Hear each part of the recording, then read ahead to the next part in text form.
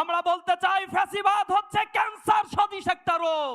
এই রোগ যাকে পেয়ে বসে প্রথমে সে বুঝতে পারে না, যখন লাস্ট স্টেজে পৌঁছে যায় তখন তার আর কিছু করার থাকে না, কেমোথেরাপি দিয়েও তাকে কেউ বাঁচাতে পারে না।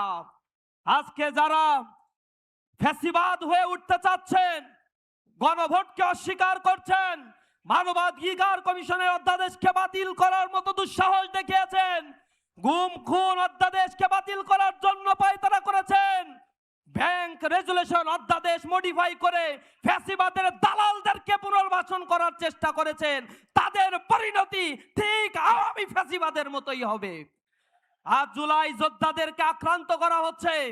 আমরা দেখেছি ঢাকা বিশ্ববিদ্যালয়ে, সেখানে জুলাইয়ের যারা সম্মুখে সারিতে থেকে নেতৃত্ব দিয়েছে, যারা তাদের রাজনীতি করার অধিকার ফিরিয়ে দিয়েছে, সেই জুলাই যোদ্ধাদের আওয়ামী দোসরদের নিয়ে এসে শাহবাগ থানার মধ্যে মাফ করে তাদের গায়ে হাত দেওয়া হয়েছে। প্রতিটি শিক্ষাঙ্গন